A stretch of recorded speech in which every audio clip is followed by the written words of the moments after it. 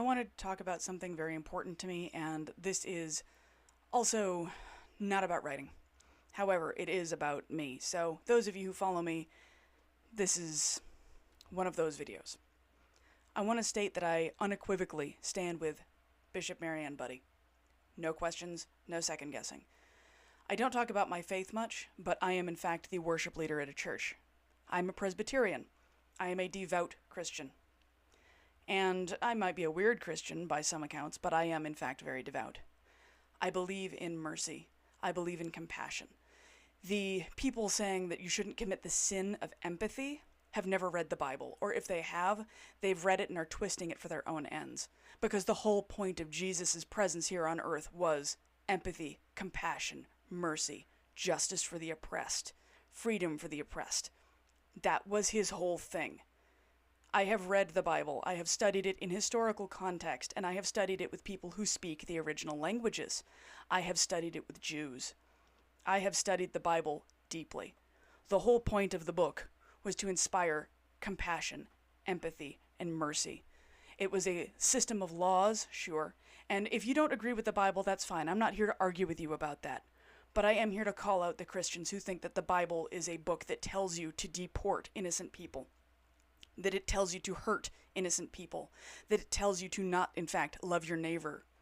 All right? Loving your neighbor was something that was really important to Jesus. And he didn't say love your neighbor when they agree with you. He didn't say you'll love your neighbor when they share your religion. He didn't say love your neighbor when they're straight or white or your political ideology. He just said love your neighbor.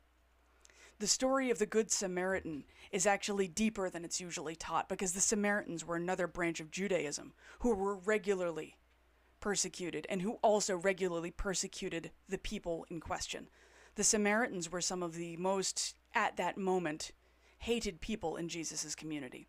So the story of the Good Samaritan, and Jesus saying that person was dramatically more in line with what the morals did than the Jews who ignored the man in the ditch.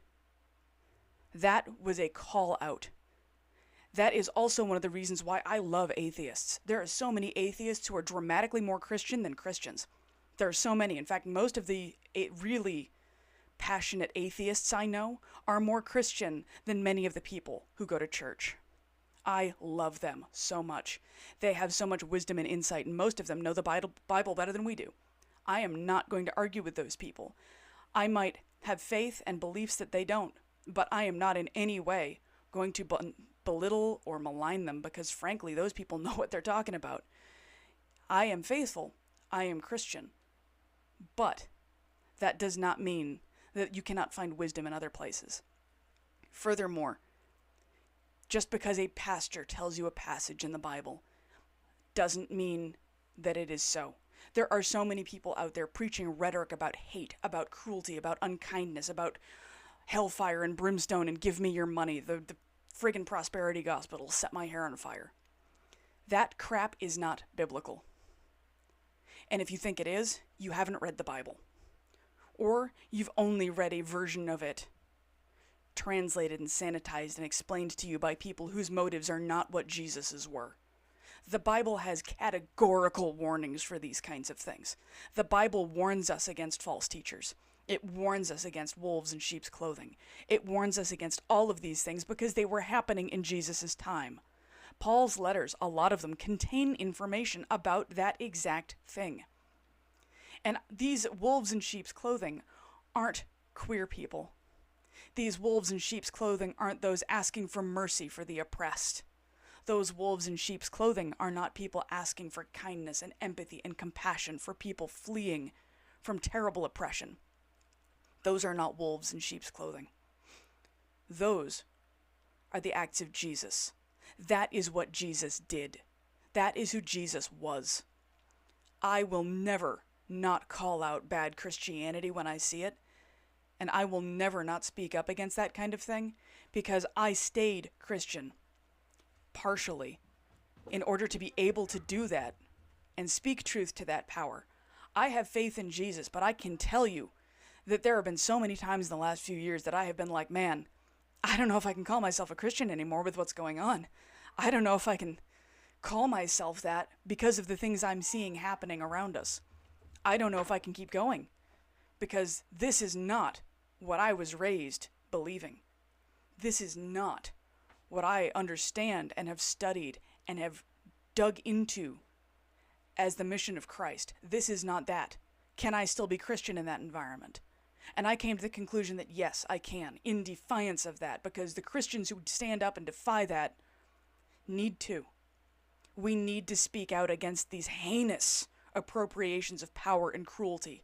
We need to speak out against these heinous acts that are happening in the name of our God, who does not want that.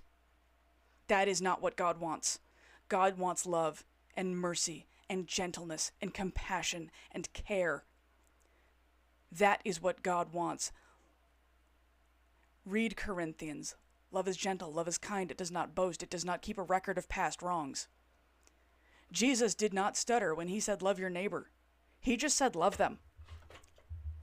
He did not qualify that. My cat is going crazy, I'm sorry. Sultan. Listen, come here, shush. He didn't qualify that by saying, love your neighbor if they agreed with you. Instead, he said, let he who is without sin cast the first stone. Remove the log in your own eye before worrying about the speck in others. I'm not going to pretend I'm sinless. Obviously, I'm not. I'm a human who makes mistakes. I'm a human who has feelings about things. I'm a human who goes through stuff and definitely is not Jesus. But what I'm not is saying don't commit the sin of empathy. My God, my cat is losing his mind. Would you please get off of me? Oi.